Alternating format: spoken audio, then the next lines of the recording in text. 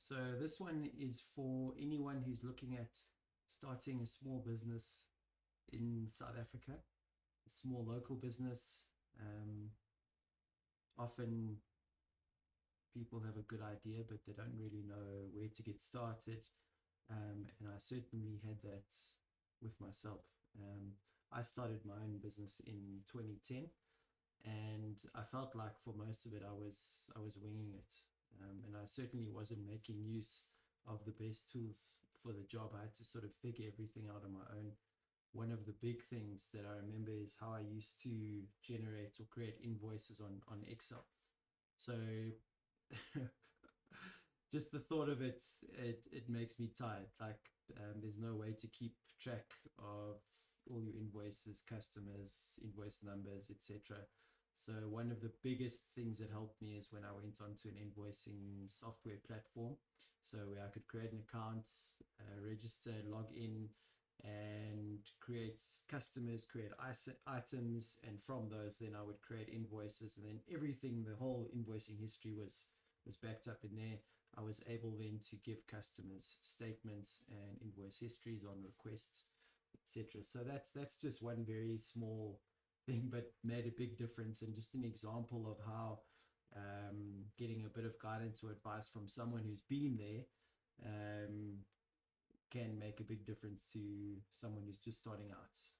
So this video is part one of the setting up a small business in South Africa series, and there's going to be two parts. And specifically for the digital presence setup, that's what part one is now, and then part two is going to be in terms of administration, which is where I talk a little bit about the invoicing side.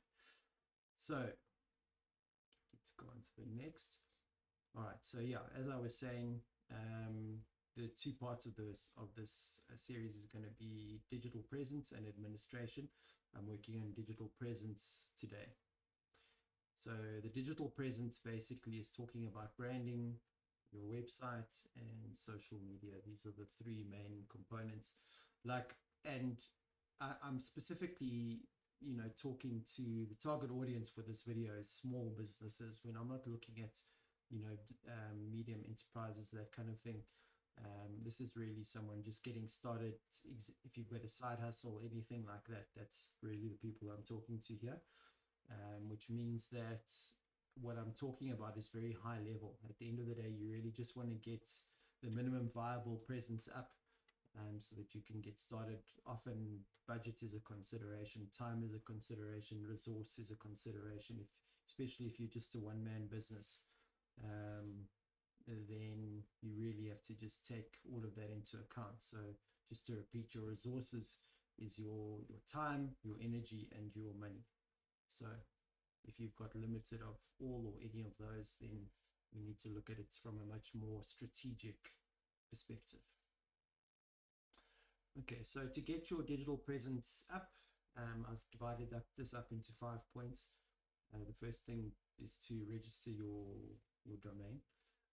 And this domain will serve your website as well as your email address.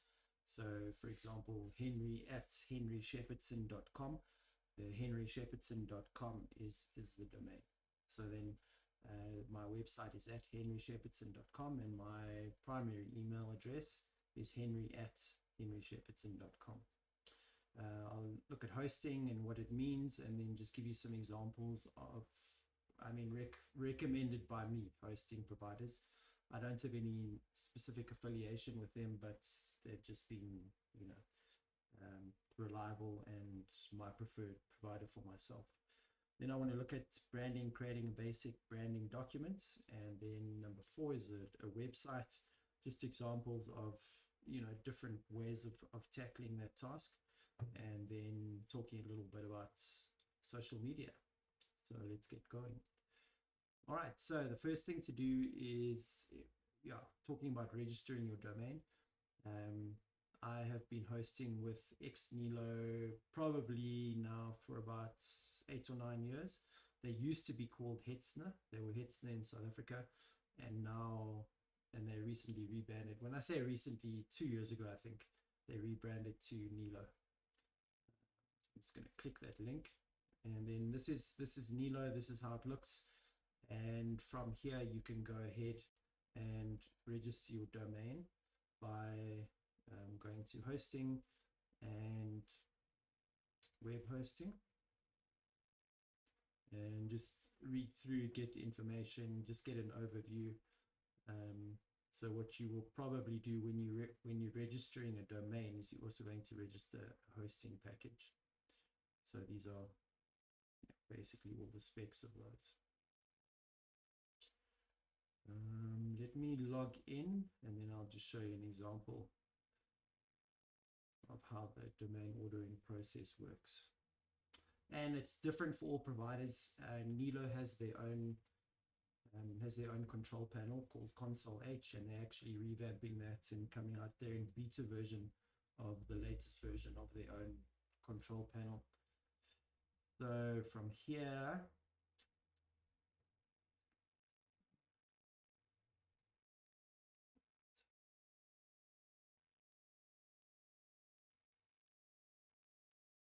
okay, so I'm basically in the console here, and then I click on new order, and then I just follow the process to registering a domain.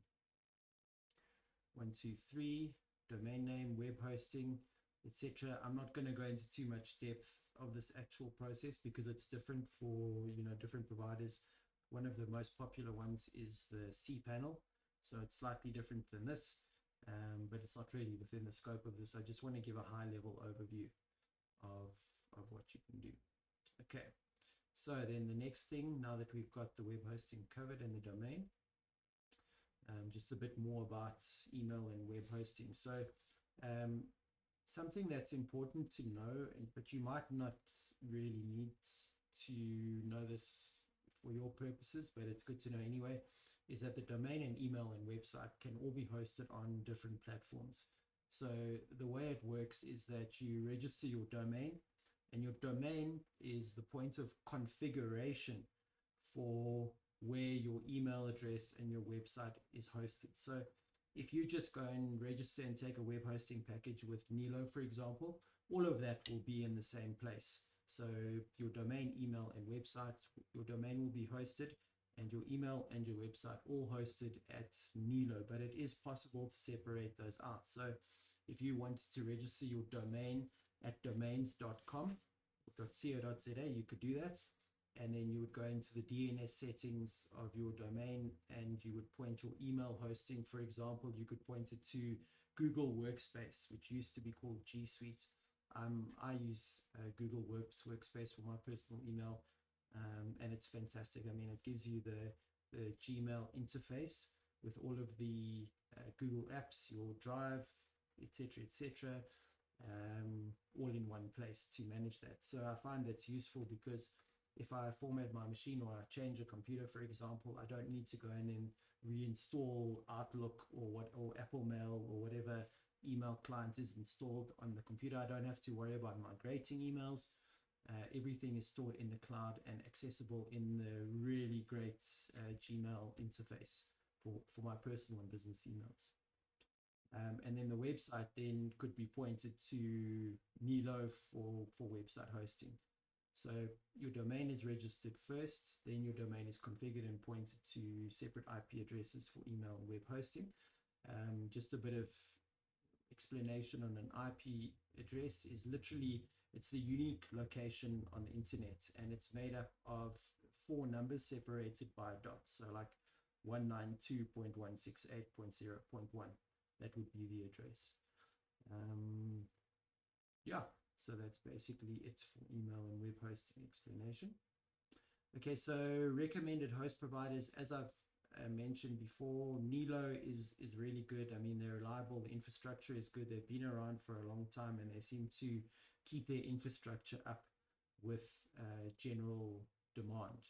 So the bigger they get, they don't start, the infrastructure doesn't start failing, which is important, and it has happened with other big service providers that I've seen in the past.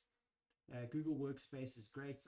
I think you can host your website with them, but I only use them for email hosting. So it's really just the points that I was discussing before. and these are links for them separately. So just to show you Google Workspace, it used to be called G Suite. And if you're interested in trying out Google Workspace, you just come to workspace.google.com and then get started.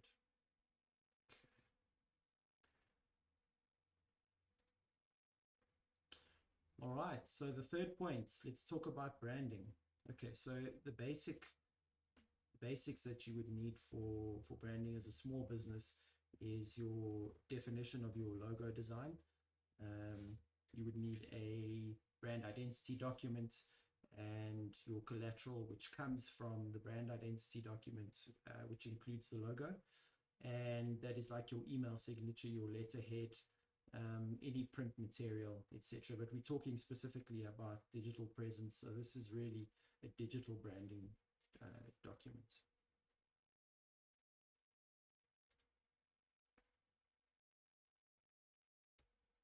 Sorry, just went back there. Okay, just to give you an example of an identity document.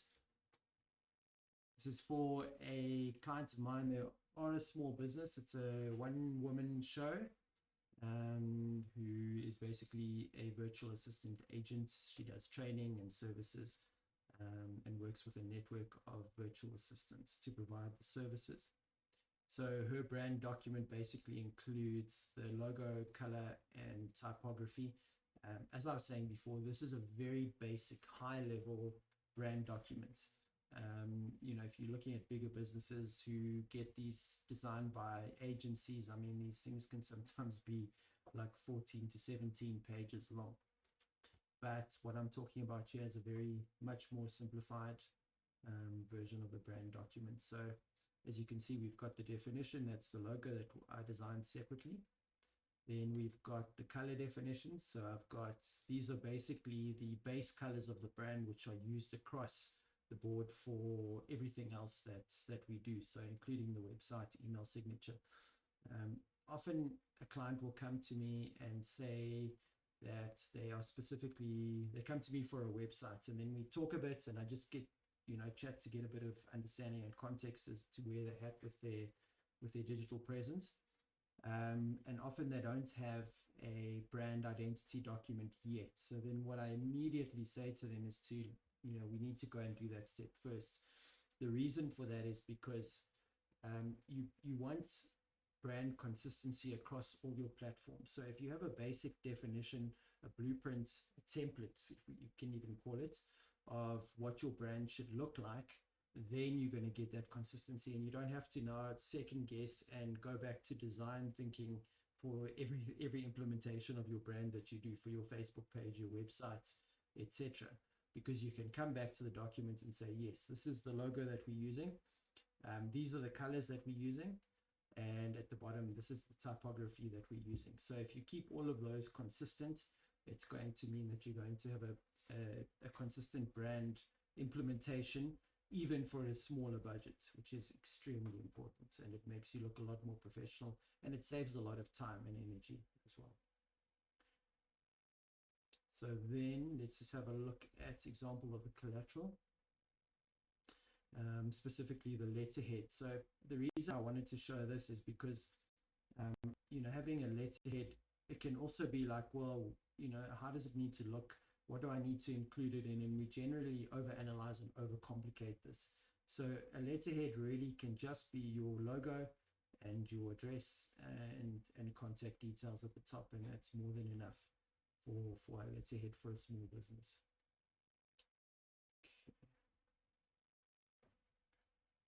All right, talking about websites. So there are many options for websites, and what I recommend, though, just to narrow it down a little bit, is either using WordPress or building a static HTML site. So let's just look at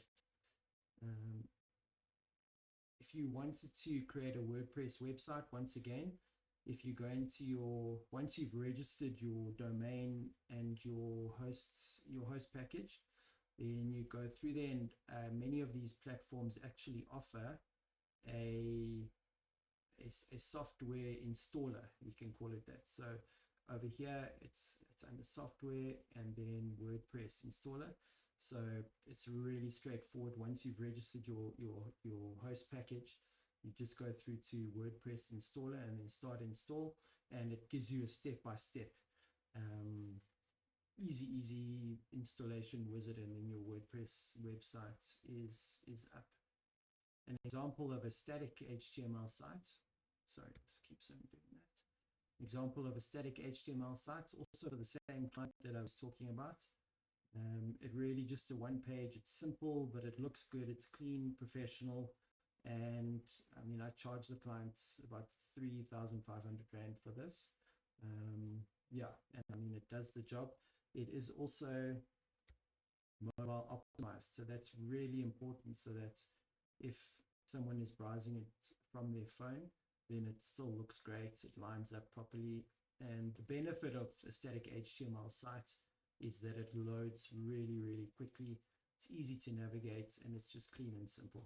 So there's that one page, and this is enough to get started. This is definitely enough to get started if you're a small business.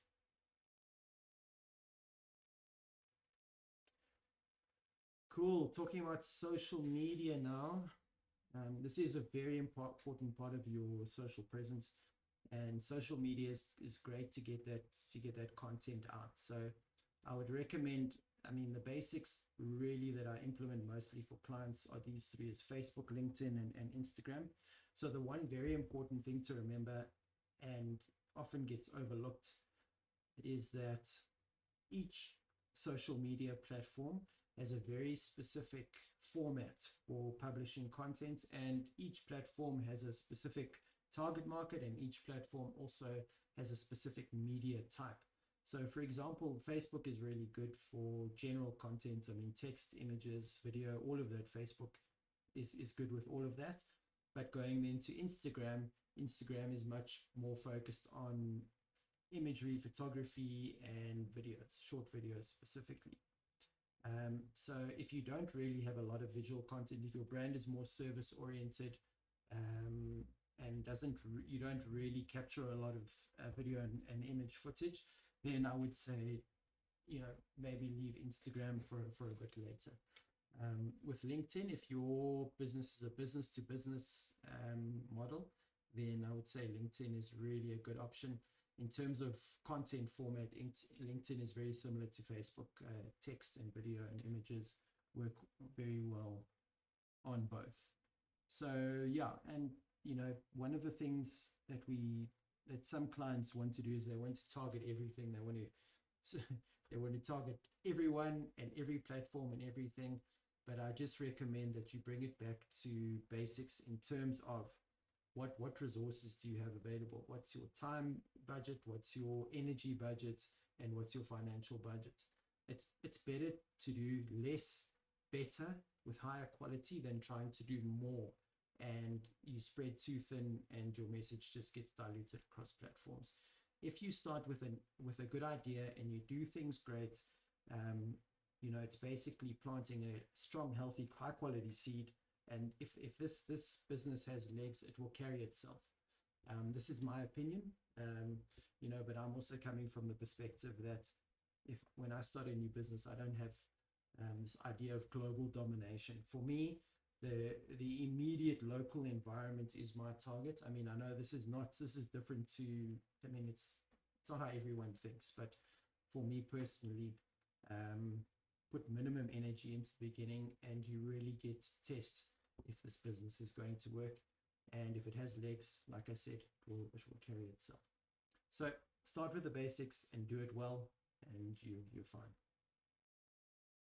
Great. So yeah, I mean, thanks very much for watching this high level video. This is part one. And just to summarize, we spoke about registering a domain and a little bit of info about email and website hosting, looking at a branding document, some examples of website implementation, and then a bit of info on social media. So the next one will be part two, talking about administration. And this is talking more about invoicing and the operations side of your business, specifically talking to small businesses. Thanks very much for watching.